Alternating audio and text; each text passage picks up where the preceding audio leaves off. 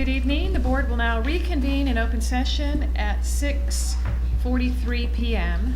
on October 16, 2018 in the Plano ISD Administration Building. I am Missy Bender, President of the Plano ISD Board of Trustees, and on the board's behalf, I wish to extend a warm welcome to all who are present and to our web and video viewers. We will conduct our meeting focusing on the district's two major ongoing goals: ensure continued improvement in student learning and ensure efficient use of financial resources and budgeting. Let me introduce my fellow trustees and staff. Seated to my left are Sarah Bonzer, Superintendent of Schools, Dr. Teresa Williams, Chief Operating Officer, Nancy Humphrey, Board Secretary, and Trustee Tammy Richards. Seated to my right are Board Vice President Dr. Yoram Solomon, Trustee David Stolley, Trustee Angela Powell, and Executive Assistant to the Superintendent Board of Trustees, Sharon Nowak. Trustee Jerry Chambers is unable to be with us this evening. Ms. Bonzer, will you please verify that we are in compliance with the provisions of the Texas Open Meetings Act regarding the notice for this meeting? Thank you, President Bender. This meeting has been posted in compliance with the provisions of the Texas Open Meetings Act. Thank you. Before we begin with our items for discussion and action, I'd like to recognize Boy Scout Troop number 259 for joining us this evening. You want to stand and we'll welcome you. Thank you for being here. All right, we'll now move on to our item for discussion and action. This supports the district's goal to ensure the efficient use of financial resources and budgeting in a large way. We're considering administrative appointments for Executive Director for Financial Services and the Director for Budget, Dr. Beth Brockman. All right, administration requests your consideration for approval, and I'd like to hand it over to Randy McDowell. Yes, the two candidates that we're recommending tonight, first we have Elaine Cogburn as the Executive Director of Financial Services.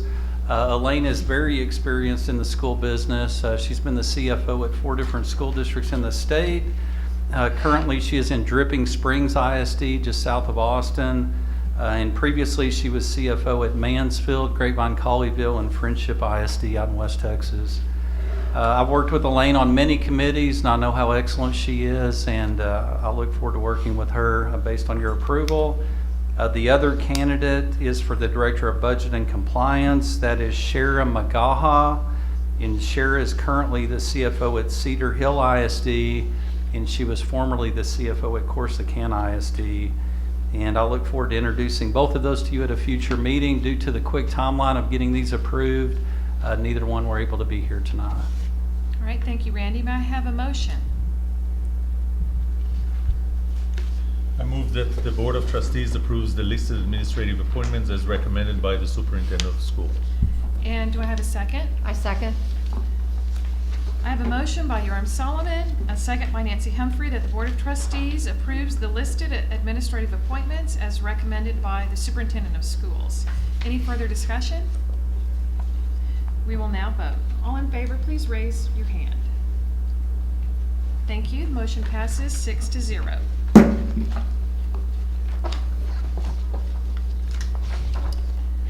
Okay, that is the only item for action this evening. We have a couple of reports. The first report this evening supports the district's goal to ensure continued improvement in student learning. And this evening, we're going to hear about the advanced academics report. We're going to have this report tonight, and then another portion of advanced academics will come forward at a future board meeting. So, Dr. Hasley? Yes, thank you. We have Teresa Biggs, who is our Director for Advanced Academics.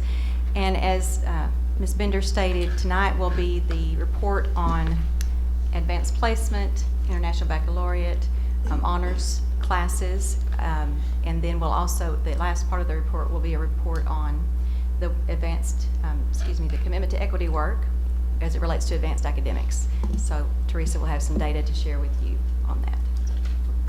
Good evening. Thank you. I appreciate having the opportunity to share this. I also want to apologize for Jana Hancock. She's at a conference, otherwise she'd be here with me. But Jana Hancock was instrumental in providing a good amount of this data also. So I thought we'd start by looking at the International Baccalaureate Program.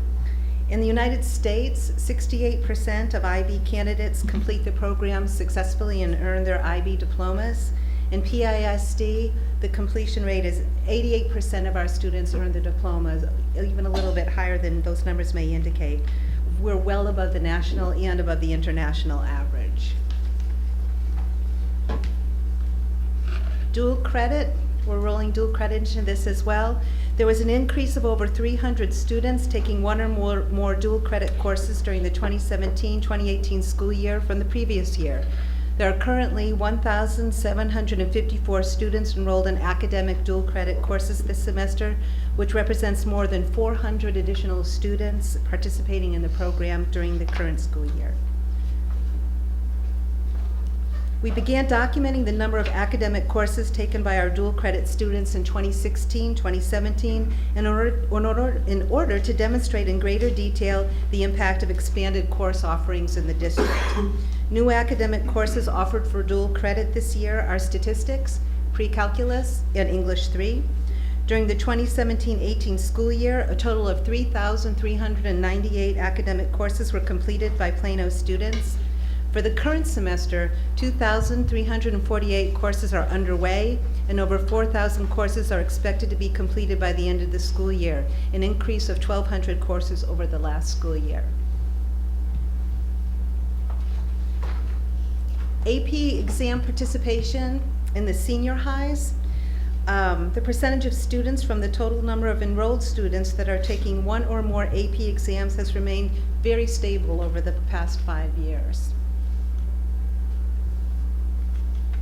In our high schools, you'll see the number of students taking one or more AP exams also remain relatively stable this year. And this is important when we get to the equity work as well, that you see those numbers. Middle school exam participation, our native speaker participation in the middle school AP Spanish program has also increased slightly over the past 5 years. Variations in numbers from year to year are due to enrollment of native speakers overall in Plano. This chart represents an increase in the total number of exams taken on our high school campuses in 2018 of over 200 exams. I'm sorry, Teresa, just Sure. to ask a quick question. On Yeah. the middle school Spanish AP, do we know what the pass rates are for those children? I do not have specifically the pass rates for Spanish. I have pass rates overall, but we can get you that. I think that'd be interesting. Okay. Thank you.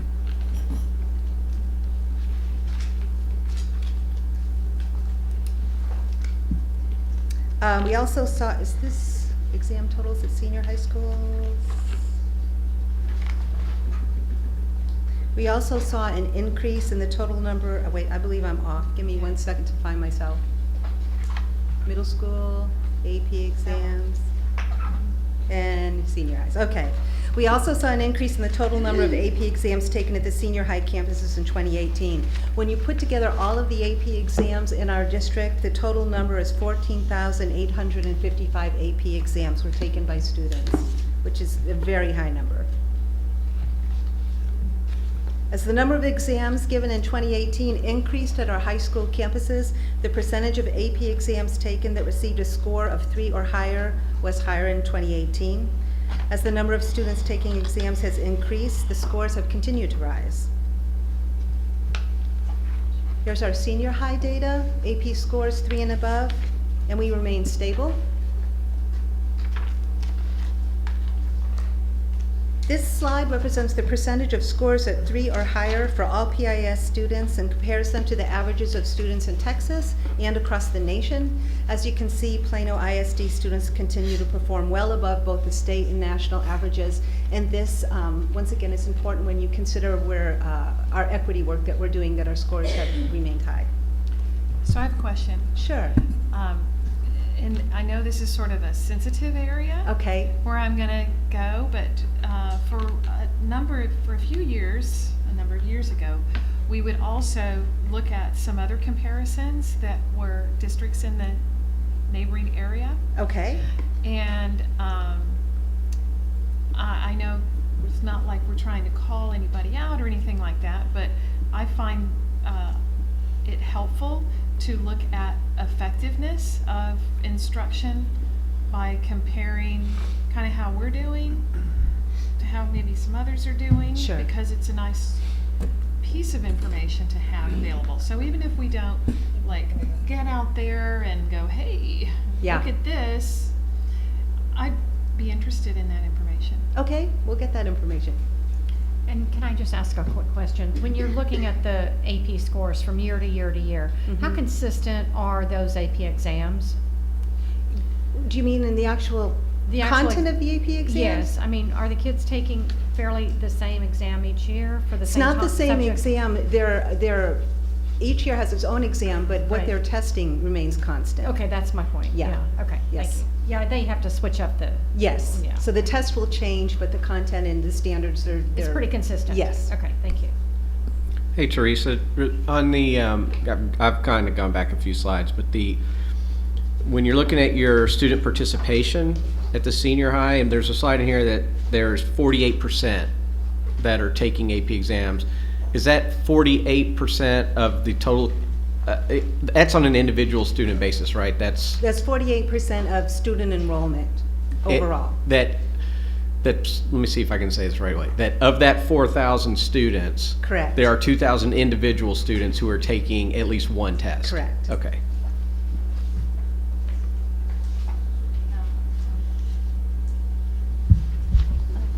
I think it's back on slide, Oh, well, Yeah, I'm back the on slide 5. 4,017 Right. is the number of senior high students that participated in AP exams.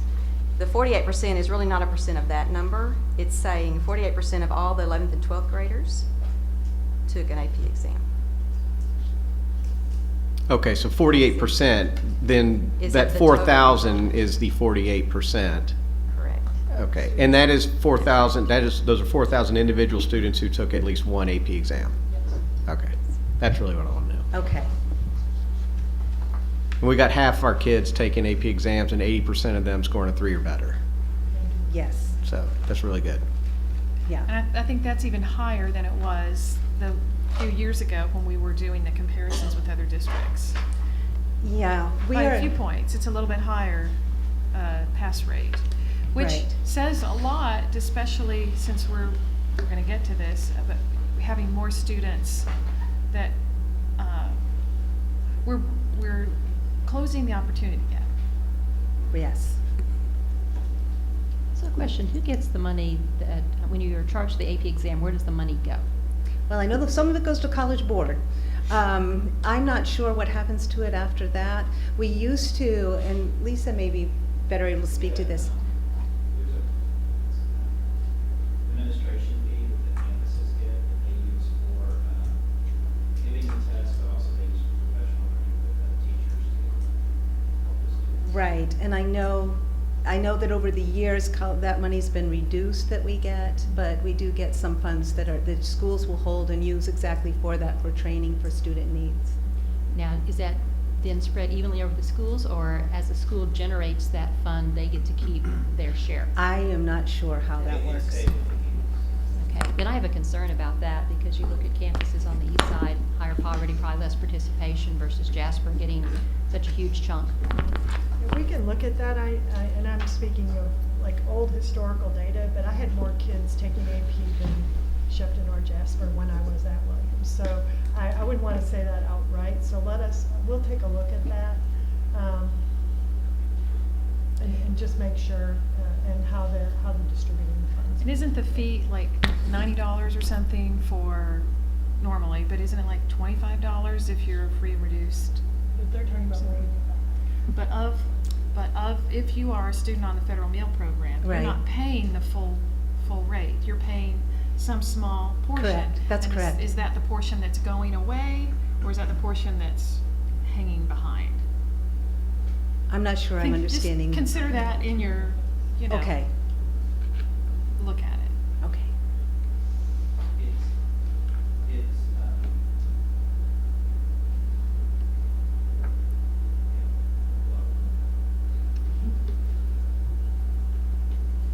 Okay, now this works of course attached to what we just looked at, and here were our 2017 and 2018 goals.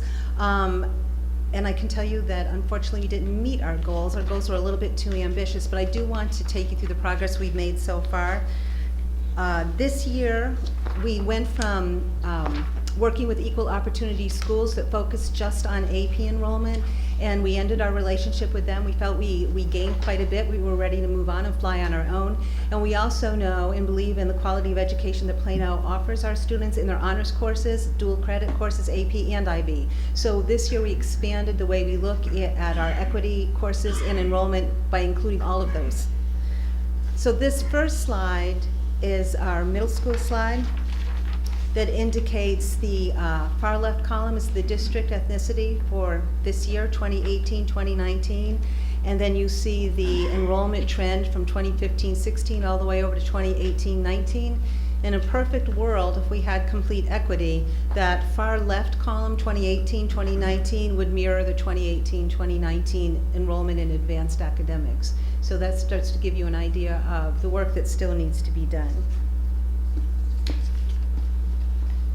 There are 4 slides in the middle school area that I'm going to go past quickly because unfortunately the data I pulled wasn't complete enough to indicate all 3 grades. So I'll move past those. The percentage slides, though, I believe will tell the bulk of the story. So these slides are under, and we'll go here to economic status. Similar chart to the one you saw previously, 2018-2019. It's looking at the kids through a little bit of a different lens. Now we're not looking at ethnic group, we're looking at economically disadvantaged or not. So you see the trend there and the 18-19 percentages.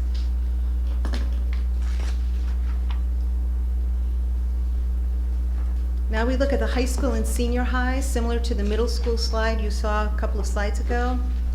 And this slide, once again, indicates the district demographics, 18-19. Then you'll see the trend in enrollment. And in a perfect world, the 18-19 column on the right would mirror the 18-19 column on the far left.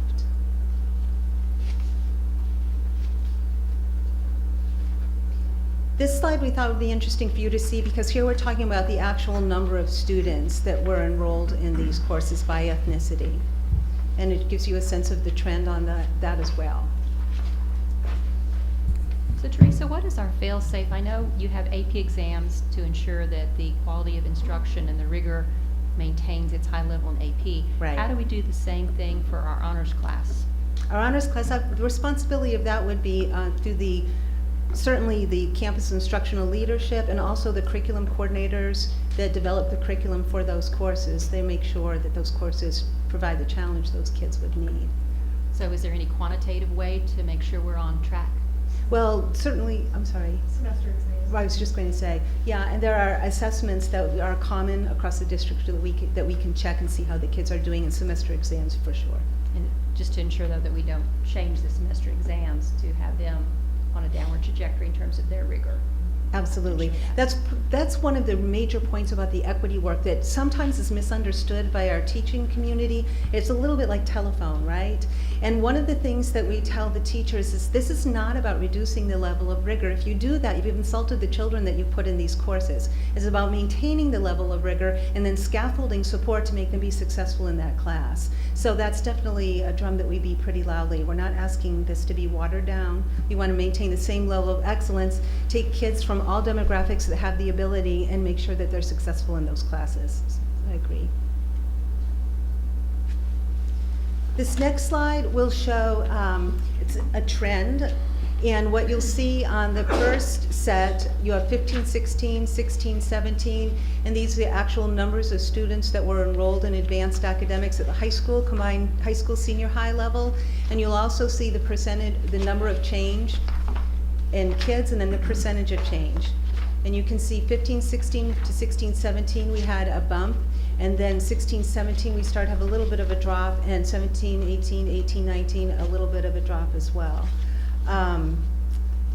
I'd really like to go in and revisit this data. I don't think it tells the whole story. I know we didn't hit our goals that we wanted, but we also had changes in enrollment that would make these numbers look a little bit different if we look at changes in enrollment. So I'm going to actually go in and revisit these numbers. I do think what's happened is we've hit a bit of a plateau. I think we had the initial excitement that you have when you roll out a new initiative, and then we started to plateau. So the work is still progressing, but we need a little bit of an infusion of energy. And when we get a couple more slides in, I'll explain our action steps we're taking to move that forward. Here are the high school and senior high advanced academic enrollment by economic status, which you've seen before in the middle school. Once again, 2018-19, far left and then far right with trends. And these are the actual students, the number of students that we've affected. So Teresa, on the number of students, if you look 16, 17 to 18, 19 in the non-economically disadvantaged kids, I mean, you've got a 600 kid drop off. Right. Is that a matter of numbers and spaces available in these classes, or No. is that just a function of that many kids?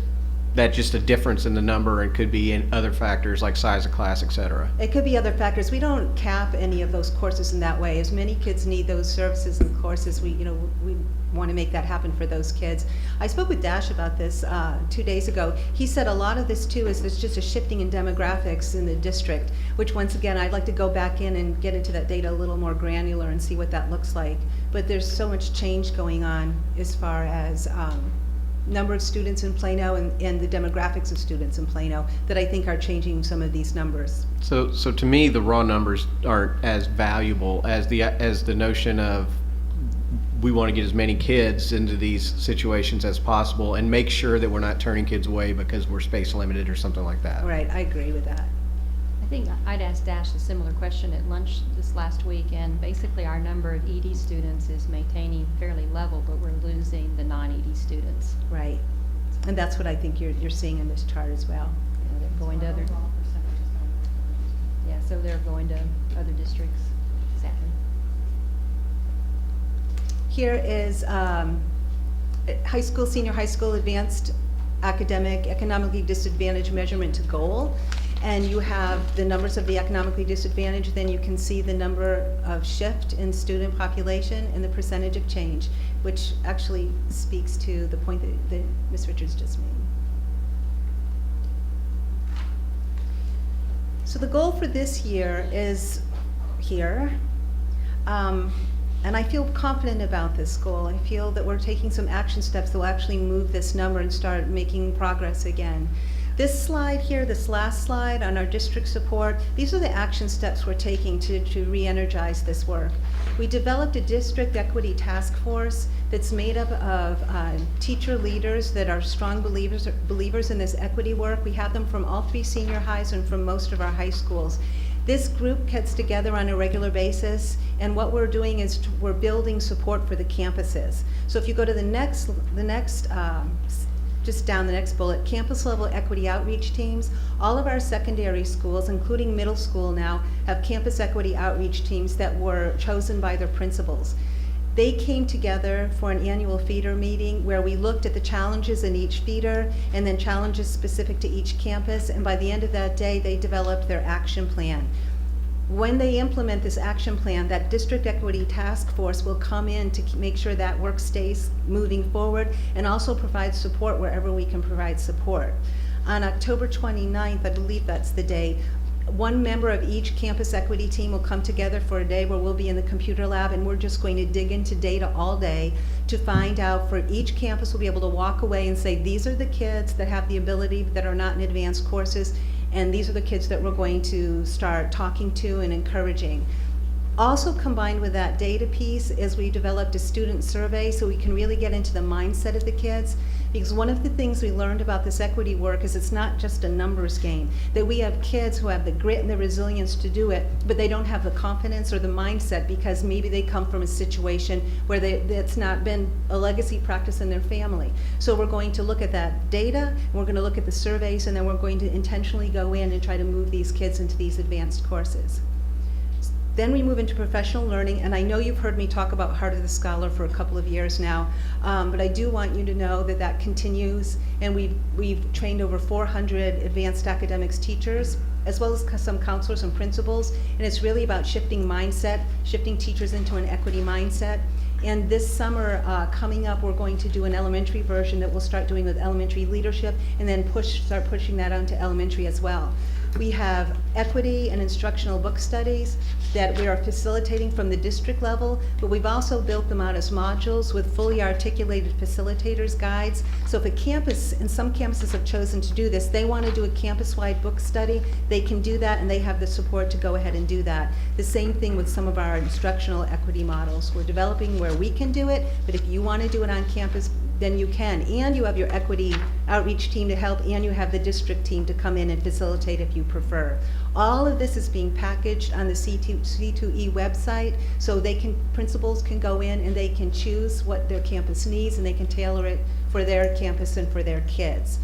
Supporting Plano Scholars, you've heard me talk about that too, was 4 modules around mindset and skills needed to be successful in advanced academics, time management skills.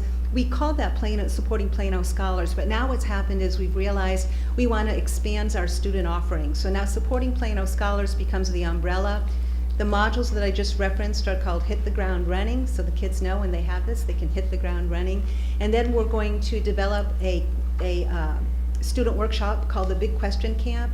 And what we want to do is design a camp kind of like DI, where we pose a really difficult question to the kids, and they'll work in small groups, and in order to get to some resolution, they're going to have to use the kind of skills that would be required to be successful in an advanced academic course. So you have the more direct teach with Hit the Ground Running, even though it's still student-centered, but then you have this really experiential piece where kids are going to just organically start to move to the types of resources, types of note-taking, types of things they would need to do to get to resolution. Now, it says summer development. Is that something we're doing to develop it for next year? Or does that mean the kids are doing this in the summer? Well, we're developing it this summer. Okay. If the board decides to fund this.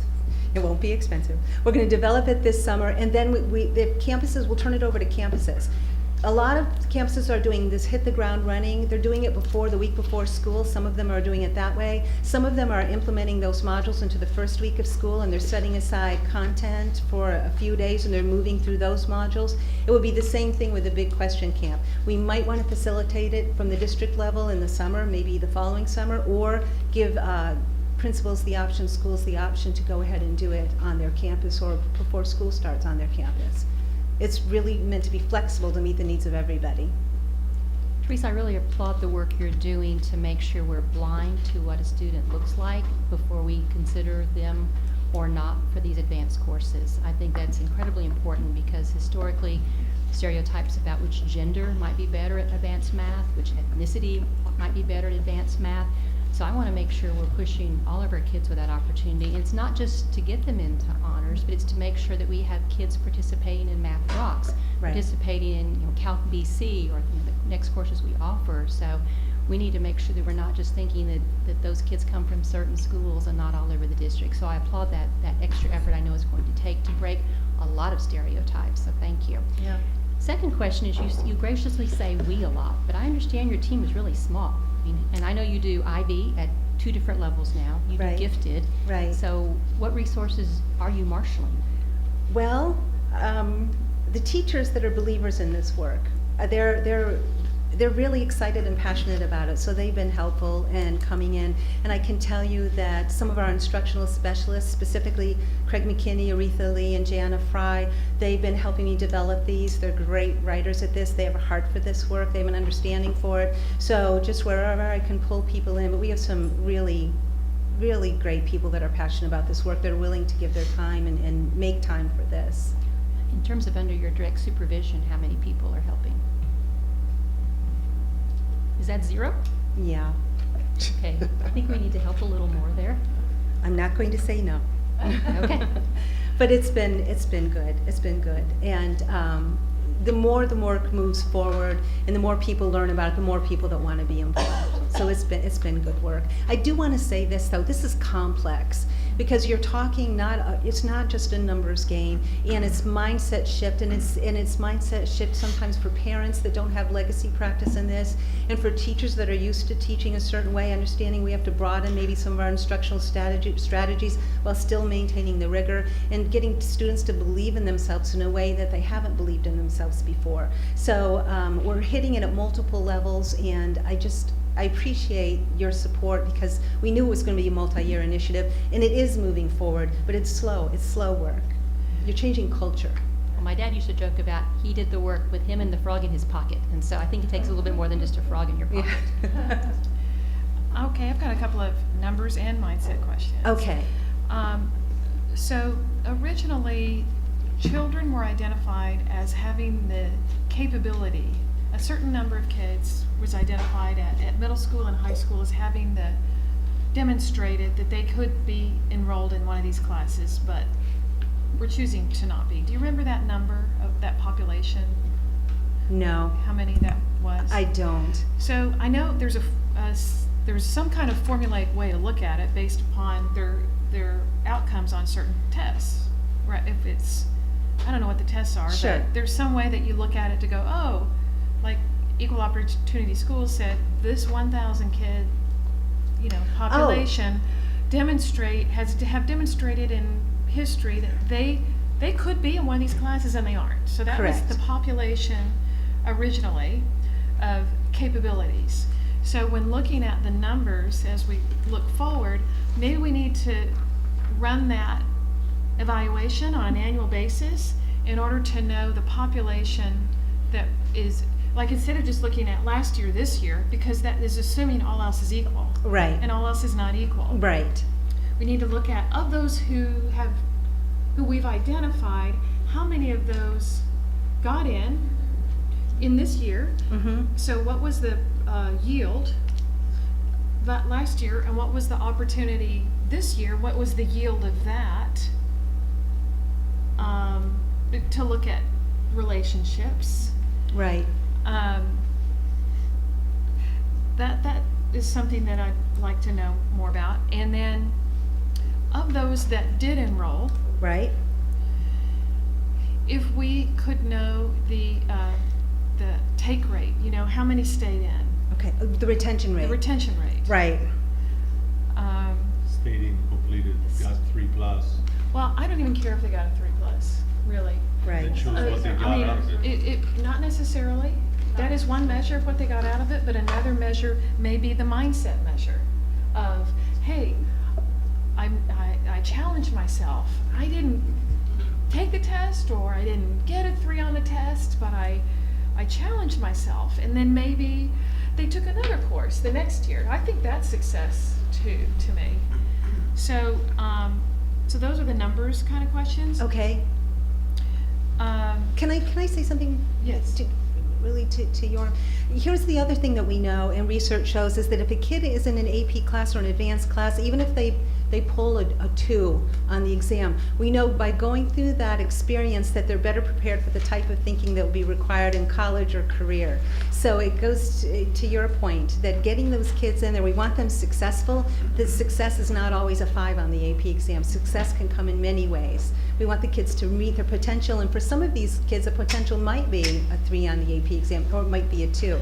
And so back to the numbers thing. Sure. If it were possible, and maybe this is asking too much, of those kids that were identified and they got in and they stayed in, did they in the next year take another class? Right. So that we could kind of see that relationship to see if that's working or not. So now on the mindset stuff, you talked about a feedback loop with the students that that we're talking about here to understand from their perspective, how did it go and what can we do differently, what do we need. Right. Maybe the same, and maybe you're already doing this with the parents, because I think they have been a part of the outreach to help affect their attitudes. Right. The Heart of the Scholar program, I think there was a parent component to that too. There was. So maybe understanding from them, okay, we did this, you trusted us, you got in, how'd it go, what could we do better for you? Okay. And then the other mindset issue is community outreach, affecting the attitudes of the community in which many of these students might, the faith community or the different groups they might belong to let them know what we're doing, Right. so they can be supportive and encouraging, and setting similar high expectations and confidence building, because maybe there are some programs they want to implement in their organization to be helpful of this effort. Right. We did a little bit of that in the beginning, but I do think we need to revisit that and do have more concentrated focus on that. Even in the, the work that we're doing in the diversity committee. Yes. And because those are representatives from lots of different places in the community. Hopefully, in the process of work this year, they'll learn about if they don't already know. They know. I try to visit with them a couple of times a year to keep them up to date on the equity work. But there's definitely work that can be done in that area. There's no question. Okay. I do want to say one more thing. Thanks. I do want you to know that when we ended our relationship with Equal Opportunity Schools, we lost a lot of the types of reports that they would build. It kind of goes to your earlier point. And we met with technology and assessment, and we're in the process now of putting together a list of these are the reports we would need to really tell the equity story fully. So that is something that we've already begun those meetings about. So is it the case that at middle school, certainly like when we were going into, my daughter was moving up to 9th grade, Dr. Cooper was the principal at her school, and so he had everybody, all the 9th graders come in, and there's a lot of conversation about preparation and so forth. At that time, I'm assuming something like that happens at all the high schools. So in that moment, is it possible to talk about, this? Say, maybe you've never considered taking an AP or an honors class, but maybe you want to consider that, and just trying to plant some of the seeds of possibility. I can't speak for sure, but I would put a lot of money on it that those types of things are already happening through the counseling department, because the counseling department, they're part of these equity teams and they very much know what the work is all about. And I would certainly think that's going on, but. I only mention this because this gets to the parents. Right. Because maybe mom and dad haven't been encouraged, maybe they haven't thought about it. Because these classes, they're open to everybody. Correct. You don't have to qualify. You can choose. Mm-hmm. That's one of the struggles with the work, is that we know in Plano, our courses are open for enrollment. If you think you can do the work, you can. But in some of our families, the culture is that's not for us. And it's trying to change that way of thinking. Missy, that does happen, that the 9th grade teams come down to 8th grade. Okay. Now, your point about involving the parents are not there for that part, but they're very intentional about one of their presentations is exactly that. Okay. The humanities team comes down, the teachers who have advanced courses in honors, and talk to students about that. And the message has been very intentional the last couple of years. To your point, even if you haven't experienced this in 8th grade, we really want you to take a look at that as you move forward. Sometimes it's hard to get parents there, that they may not be able to come, and so finding a variety of strategies is really important. Well, I recall when my daughter was in 8th grade, she brought home a trifold piece of paper that talked about IB. So I got that somehow. Is it even, I'm sorry, I'm harping on this, but I just think it's an amazing opportunity. And, I just want to see more kids take advantage of this. Is it possible to send home, like, if we identify the children who have demonstrated capability to be in here, can we send a notice home? Like an invitation? They do. They do? I mean, part of what the equity teams do on the campus is they are personally identifying those students, bringing them in face-to-face individual conversations, and then following up with parents. I know that some of the campuses also, they will take, beautiful certificates of really nice paper and gold trim, and when they extend the invitation, it has that special feeling. Okay. So every campus is doing it a little bit differently, but yeah, they're definitely. Well, I knew you were on it. Thank you. Okay. I have a I question have, about. I'm sorry. Go ahead. I have 1 or 2 or 4 questions. The 2017-18 goals, you had the 15% enrollment in honors and advanced and AP classes, and by the end of the school year, 500 additional underrepresented high school students will be enrolled. If you had a lot of numbers after that, and I was trying to track, and you said we didn't meet those goals. Do you have a summary of, so where are we relative to those goals? Well, it changes every year, right, based on Right. the enrollment. But I want to say that overall, last year, we added, I believe, 163. Of 500, that was our goal. And 15%, increased by 15% on average. What do you think?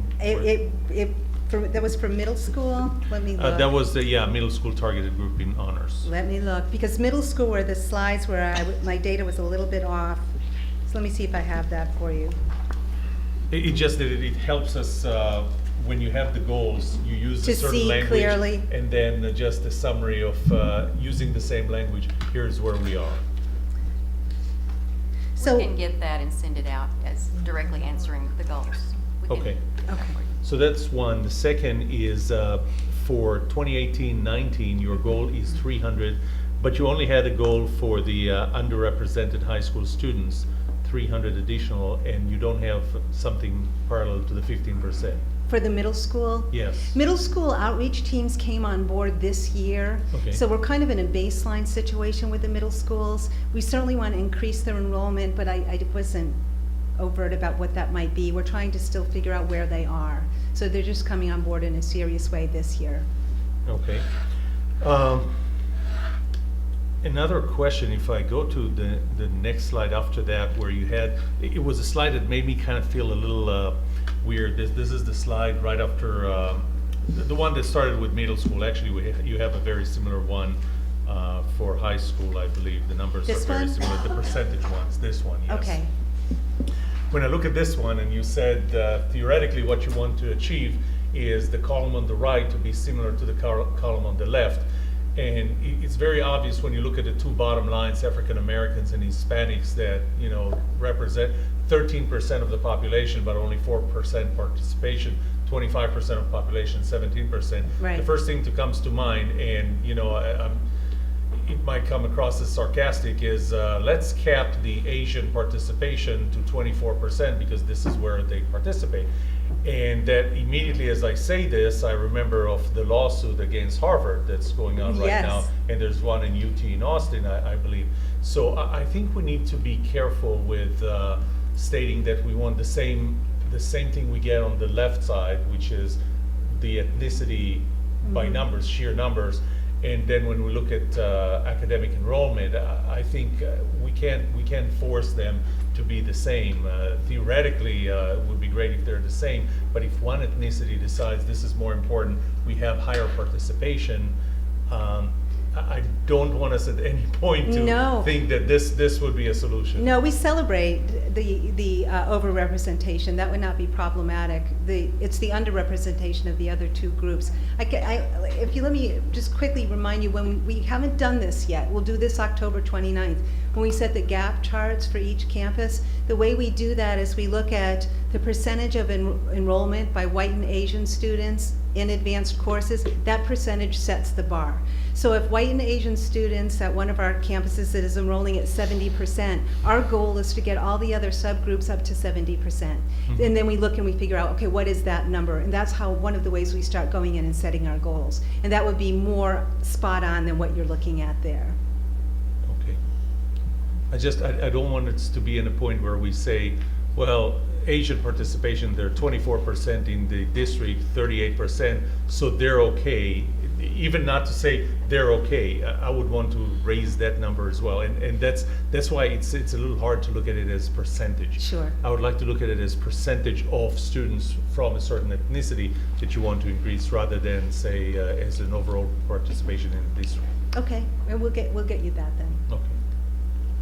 That's what I have. Okay, thank you. Yes, I have a question about courses in middle school. Do we teach honors English 6? we do not. Okay. I struggle with that because you may have a school like Rice or Robinson, high achieving, people expect high achievements, and you may have a school like Frankfurt or Renner where you have a population that we haven't reached yet. And so often that child who is on the PACE program is not challenged in that English 6 class at Renner. And so I struggle a little bit where we've decided that's a class where we can't have honors. I know we don't do it in science, I don't believe, in 6th grade. And so in some cases it can be kind of a lost year. Back when at Renner they had English as the PACE course. I remember. And social studies was not. Then they switched it, I guess some of the northern feeder patterns had social studies as the PACE. And so the kids who were gifted kids were no longer challenged in their English class at Renner because the gifted program had moved to social studies. So is that just a philosophy we won't re-look at, or? Well, I can tell you the reason why we moved from I know this isn't exactly what you're asking, but I'll get back there. I know the reason why we moved all of our middle school campuses to social studies is we were finding that PACE social studies, the campuses that had them, those students were better prepared for the construct of the 9-10 humanities and into American studies. That's why we decided to move all of those students over. As far as the English course, it makes me a little bit sad to hear that because that course is so dependent upon student-selected text and the depth and complexity of reading and interacting with text. I would hope that they would be having rigorous experiences at every campus across the district. And if there is a campus that you feel it isn't happening, then I think it probably needs a little bit of investigation. But just the nature of the reading and writing and the types of work that comes out of that class should meet the needs of all of those learners. But it may be, I can't speak to every campus, every experience. Yeah, and these were not my children, but if my children went through when it was in the English, but a friend I know and respect a great deal where her PACE child was not challenged at all in Renner English, and not for any fault of that teacher, but because that was the curriculum they were presented with. And so I hope that we would take a look at that so all children can be similarly challenged regardless of which middle school they go to. Well, I'll definitely bring that message back to our English coordinator. Absolutely. Okay, any other questions? Thank you, Teresa. Okay, I do thank have you. the answer to the question about the AP middle school Spanish. It's an 84% passing rate for the That's AP great. test in middle school Spanish. So, thank you, Teresa. Thank Appreciate you. it. Thank you very much. Thank you. Our next report supports the district's goal to ensure the efficient use of financial resources in budgeting. And this is the enrollment report that Randy McDowell will introduce. Yes, thank you, President Bender, members of the board, and so I think we're getting it up on the screen right now. Here it is. And so what we have tonight is a first look at enrollment projections compared to prior year. I'm sorry, not enrollment projections, actual enrollment compared to prior year, and also actual enrollment compared to projections. And this is some information that we really haven't analyzed in detail. So what will happen is after the fall snapshot date that occurs at the end of this month, we will be sending enrollment numbers to our demographer, and they will be going into more detail as far as analytical and also some future projections. Some of that is also in the plan of work of additional information that we'll be analyzing this year, and you're familiar with that. But we did want to give you a look at just the comparisons that we have here tonight. And so first what we have is the current year enrollment compared to the prior year. And first let me back up and say typically this comes to you right after Labor Day. And just due to the board agendas that we've had for the last couple of months, those have been busy, they've been full, and so Ms. Bender asked us to push this to this month. And so typically these are early November numbers compared to the prior year. This time they're they're typically early September numbers compared to the prior year. And this time they're early October numbers. So just so you're aware, some of these will be different than the prior year, or what you've seen, a different time than what you've seen in the prior year. So current enrollment compared to the prior year, last year, as of October 6, 2017, the district's enrollment was 52,145. This year that number is down to 51,295, and so we're 850 students down from the prior year. That's primarily, I can't analyze that pretty easy, but that's primarily due to just our our higher grade levels are our largest classes. And so, for example, last year we graduated out a class of about 4236 and brought in a kindergarten class of 3451. So the kindergartens that are coming in, and I know you're aware of this, are much smaller than the graduating senior classes. And that's a trend that will likely continue to some degree. When we look at cohort progression, so this is of the 12 grade level advancements that we have from last year's kindergarten to this year's first grade and so on. Overall, if we just look at the students that we had last year and how many of those advanced or are still in the system, we're down 65 students. So again, you can see primarily the reduction in our overall enrollment is the larger senior class going out than the kindergarten that's coming in. Hey, Randy, and this is the cohort group. Is that, for example, the actual student who was a kindergartner who is still an actual student in first grade, or is it just raw numbers? These are just total numbers. Okay. So looking at last year's kindergarten at this point in time and how many of those are in the first grade this year. But just looking at the number of Just the kindergarten. total, I'm sorry, the total number that were in kindergarten versus Right. total number in first grade this year. And is that 9 to 10 progression, is that because of some type of not having adequate credits to be considered a sophomore? That is definitely a major factor in that number. Thank you. Okay, then as we look at kindergarten enrollment versus birth data, and really the reason that we look at this and look historically is just because really the only indicator that we have on kindergarten coming in or pre-K is just births. And so we look historically at the number of births that occurred in the district and what the kindergarten enrollment was. And so you can see that's historical information all the way up through now 2013 was the birth year, which on current year is the 18-19 school year. You can see those ratios are running somewhere right around 90%. And so the low, I believe on here is 88.2. The high is 94.3, which was last year's kindergarten. And so as the demographer does try to project incoming kindergartners, this is really the best way that we have to try to project that. And so when you get updated numbers from the demographer after snapshot dates, you will know his methodology of how he's computing future kindergarten classes, and that's based on birth rate. So this is on snapshot date, not, wouldn't compare to the October 5th date? Is that what you're saying? Okay, that's correct. So the prior years are based on snapshot dates. 18-19 is based on October 6th or 7th, whichever It's- date I said here. its snapshot date is, End of October. so it hasn't happened. That's correct. Yet.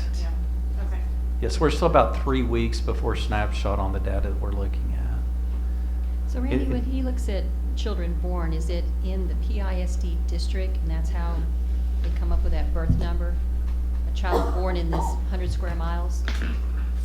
And that's an interesting question because that's something I realized today, and I didn't get a chance to talk to the demographer. But when I look at last year's report, the number of births is much lower than it is on the information that we use for this report. The only conclusion I could take from that is previously it looks like it was a narrower focus, maybe just within the city of Plano, and maybe there were some efforts done over the last year to also look at births in Dallas and Richardson. Okay. Because those have, for example, in the 2007 births last year, we told you that was 3,665. This year, we told you it was 4,249. So they've expanded that number because last year, in the report that was brought to you prior to me being here, it's actually showing a ratio of all over 1% or over 100%. This year, we're bringing you numbers that are upper 80s and low 90s because that number of birth rates has increased.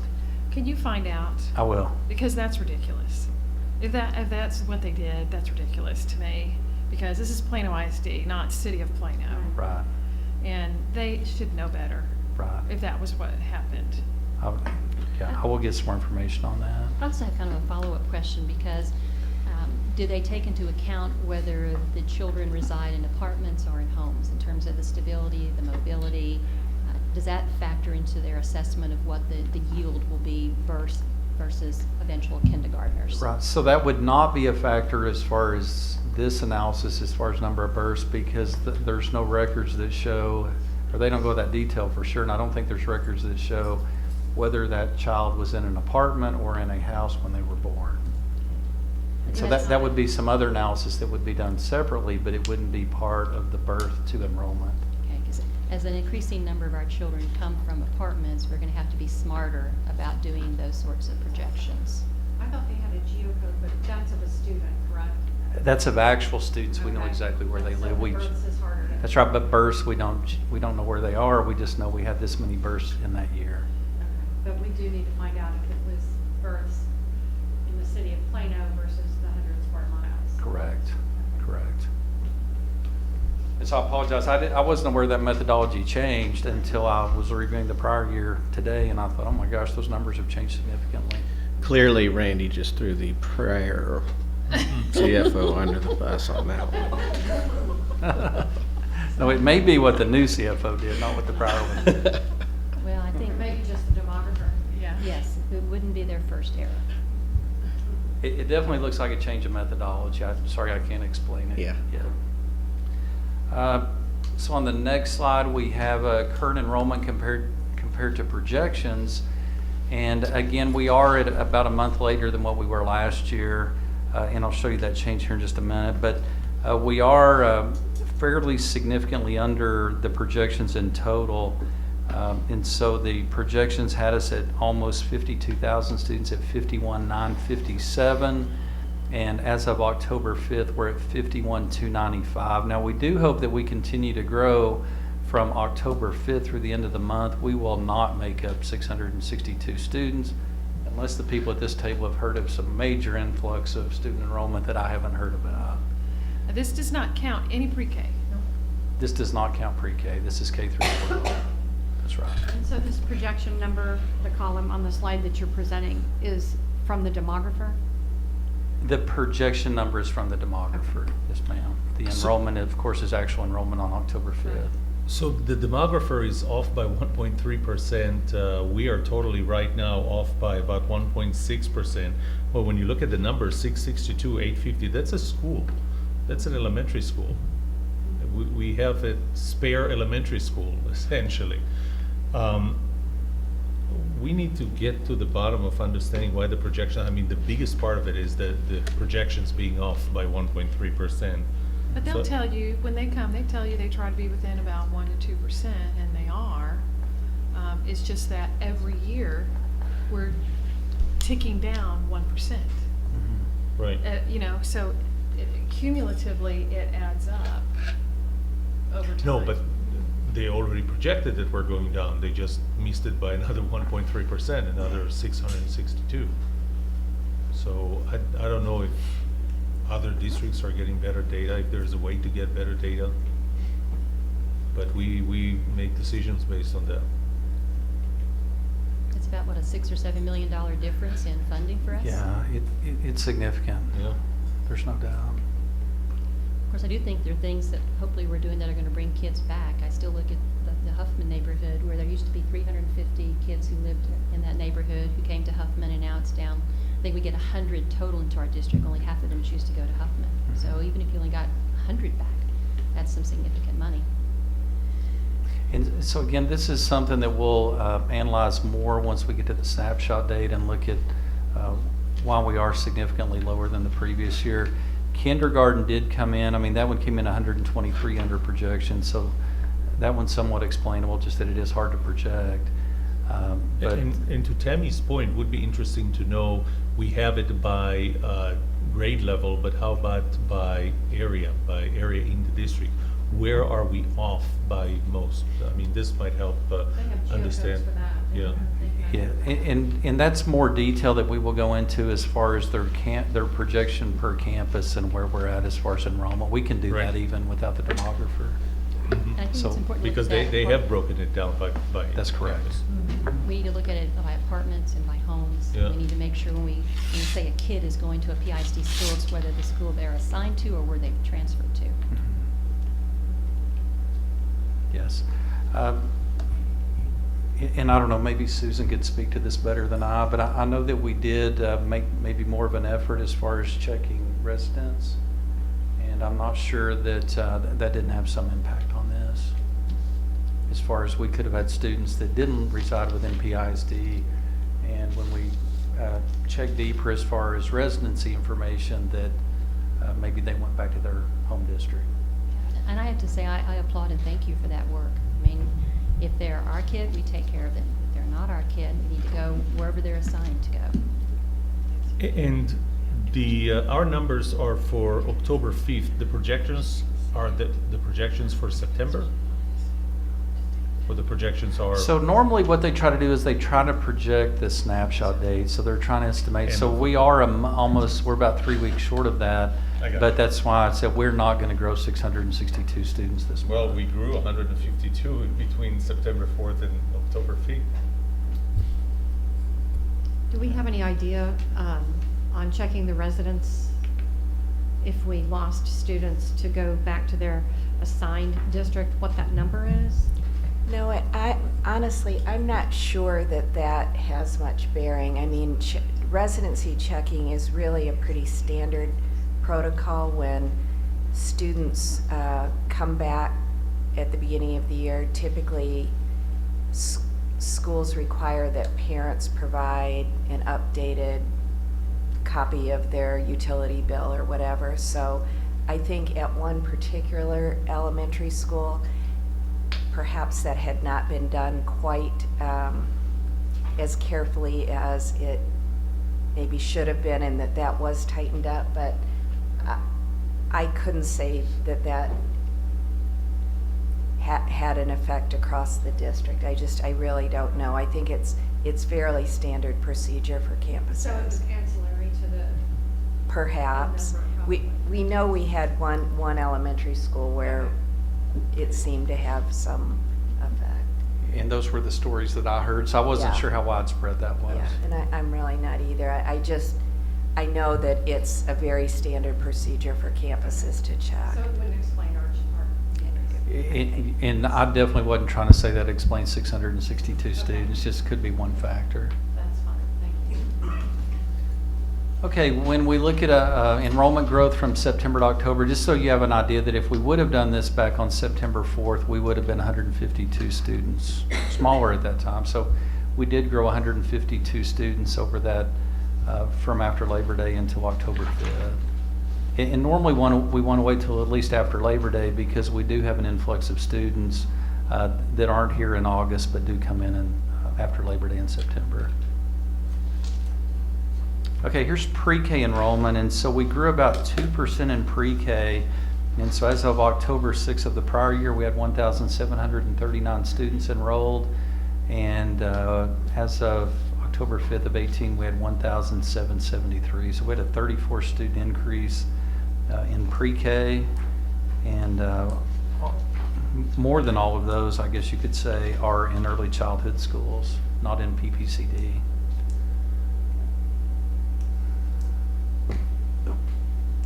Just a comparison to some of our peer districts that are around us. So this is a graph that just shows what grade levels our students are in. And you can see that Plano is that red line that starts up in the top middle. And you can see how we do go up on the out years on that. Again, that's showing that our high school grades are the largest grades that we have.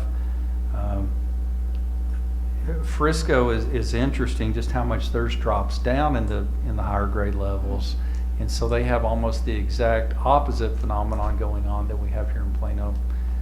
I can only assume that's because they have newer homes and they're bringing in younger families, but again, that's an assumption. You see most of the rest of us really seeing higher or larger grade levels at the higher grade levels. And then this is just a graph that also shows that point.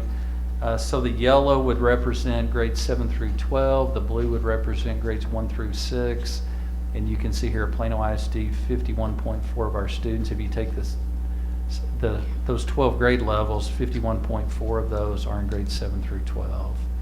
Pretty common, it appears, with the other districts. Frisco's down at 49.1. I think you'd see they're freshman class is pretty large though, and their 10, 11, 12 is definitely declining.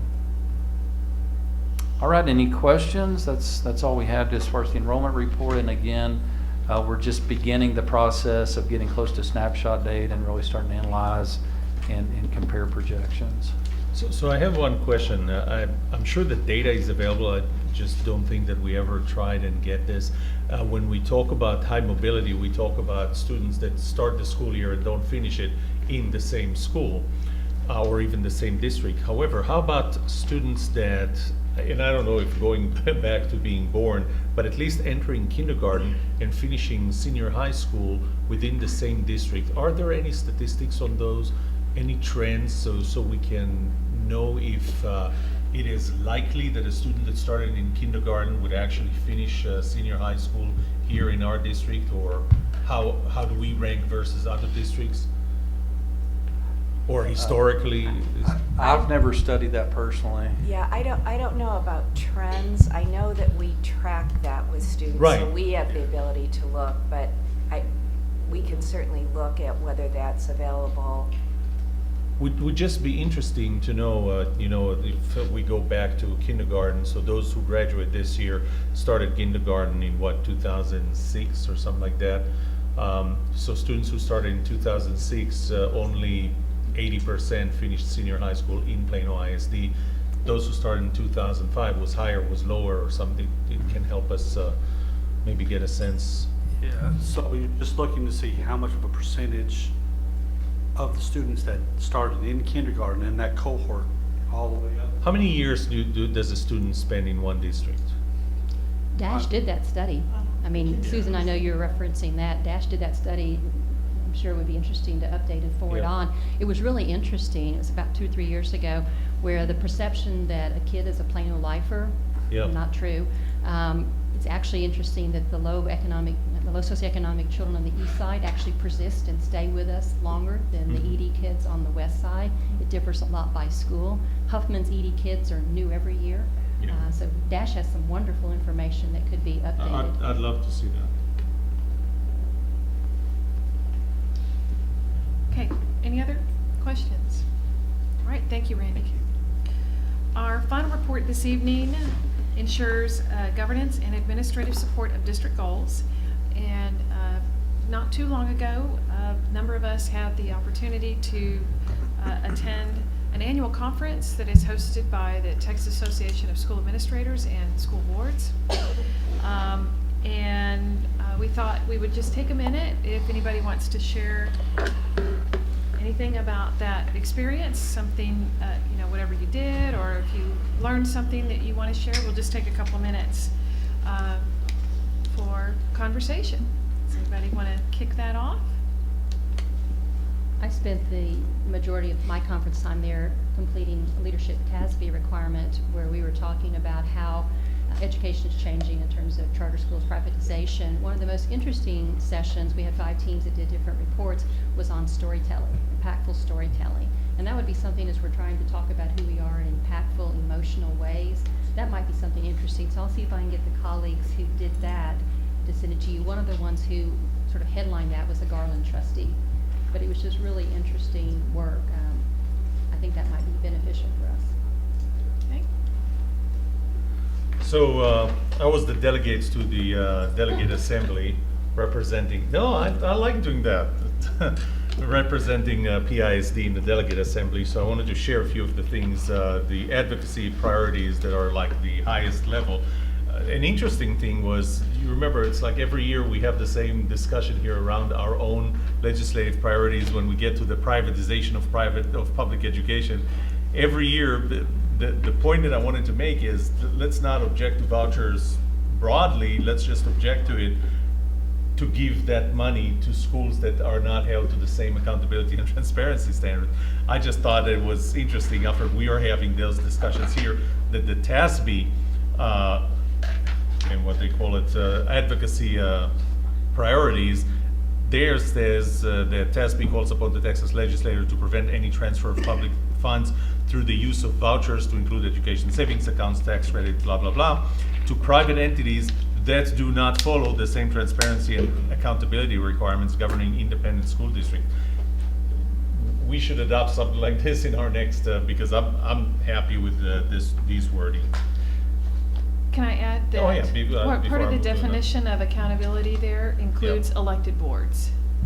So it's not just about That's fine. assessment and accountability. So TASB has launched a website that has 2 points on it. One is about school finance and one is their complete opposition to vouchers. So Anyway, that's the statement that they have in their advocacy priorities. Then we went through resolutions. One of them I liked is Resolution 7 that says that we advocate for the expansion of options available to school districts designated the districts of innovation. And I know that we talked about that a few times, so that's there. 9 is something that we advocated for when we went down to Austin, advocating for flexibility to allow local school districts to lower tax rates with the authority to return to a previously voter-approved tax without another election. I know where that came from. Yeah, but anyway. I was on the LAC. Also what? I was on the LAC.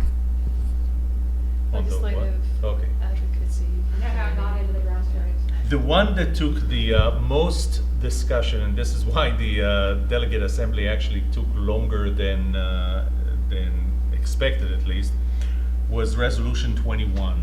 And what it said was that TASB supports additional funding to allow public school counselors to receive the proper training and resources to adequately provide counseling to LGBTQ students. And there was interesting dynamic around this topic, because what happened was people started proposing amendments to this resolution, and they wanted to eliminate the word LGBTQ or the term LGBTQ, change it to marginalized. Then others wanted to broaden it up and narrow it down and so on. And this was, I think, the first time that I've been in a TASB delegate assembly where we went 4 levels of motions. We needed to remember where we were to where we go back. The strange thing at the end was that all the amendments were not approved. I felt a lot of passion in the audience. The weird thing was that resolution actually failed. It wasn't a big margin, but it actually failed. And I think that, regardless of what are we talking about, we're talking about providing proper training and resources for counselors to know how to deal with LGBTQ and or other marginalized students. I think we have the responsibility to do that, whether TASB advocates for it or not. This is the highlights. Oh, of course, the highlight of the conference was the what? Yes, exactly. It was a discussion of the school finance in the 86th legislature, and 2 brilliant guys presenting, not very passionate speakers, until Siri got involved. And Siri, for one of them, got involved, and he apologized for her involvement, and she told him that he didn't need to apologize.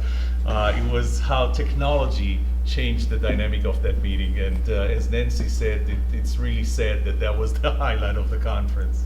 It woke the room up when he invoked Siri by accident, and it kept us all alert. He then said, "Oh, I apologize for this," and Siri goes, "No need to apologize." That's it. That's what I had. I had the opportunity to present with Dr. Brockman to a humongous audience, where we talked about appropriate board knowledge of employee issues. So something that I think a lot of people were interested in. So I appreciated that Dr. Brockman put all that together for us, and our attorney participated as well. Anybody else want to share? I presented as well. My room was undercounted. Is officially. We presented at the same time and had a competition. So ours was on board dynamics, board policies, development of board policies, it went really well. We presented with a trustee from Frisco and another one from Capel, and then our law firm is one who recruited us to do that. So it was good. All right, well, thank you, everybody, and staff who went and participated. There are always very good conversations that happen outside of the meeting rooms as well that are highly valued also. So thank you, everyone, for taking the time. I think the networking opportunities there go beyond just the courses that we take. Networking with other districts, getting some of the legislative messaging that we're working on, and then also getting to know everyone that was there. That was a good time, right? Good bonding. All right, the last item on our work session is, there are 3 items that were presented in your materials. At the end of each work session, we wanted to give you the chance to take a look at what's coming up. So there are 3 items. One is the board planning calendar, and this is what Sharon keeps track of. It's sort of the normal stuff that we, have calendared. So that's one item. And then the second item is from Dr. Williams and her work with Cabinet, reporting on the plan of work and the various communication mechanisms that you can expect to receive updates on, whether it is the board update or a work session or whatnot. So you would consider those topics that are coming forward.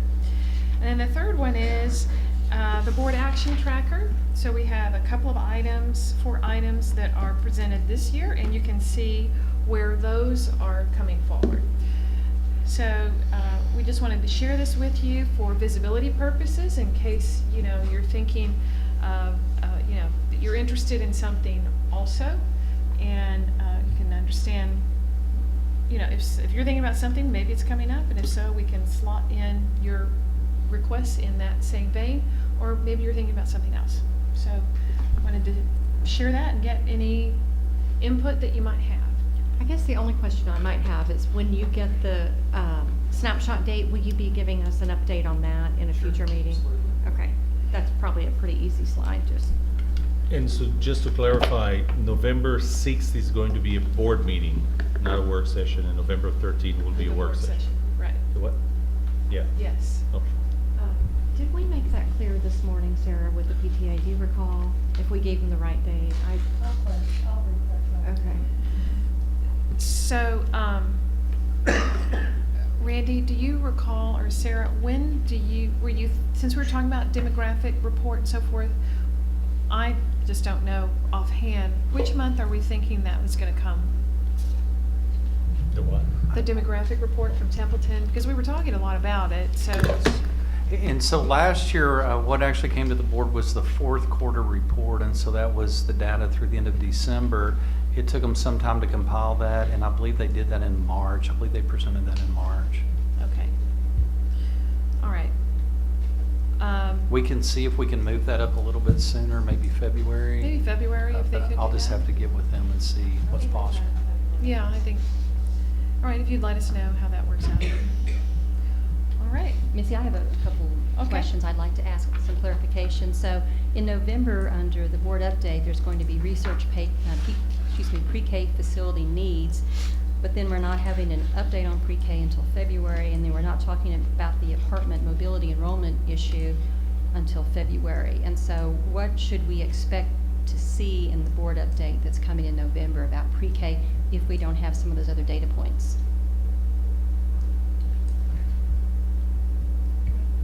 It may be 2 different topics. Some of those pre-K updates are the work that's going on with the programming and expanding and trying to find more of our economically disadvantaged students, and the work that Susanna is doing with the program that we have. So the facility may be I think separate. that's in reference to feeding students and any revisions or updates or additions that might need to be made with regards to cafeterias and kitchens. So only for cafeterias and kitchens? Yes. So not for any extra classrooms or any place to have family services?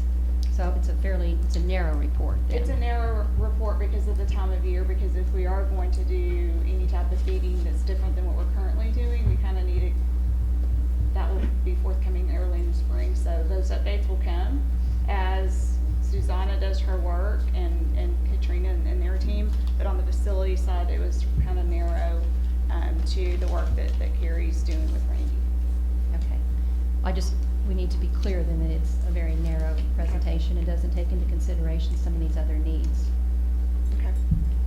And I can't emphasize enough the importance of doing the work about the apartment mobility, because we're not getting very accurate representations when we don't look at the fact that their enrollment can swing by hundreds of kids in a given year.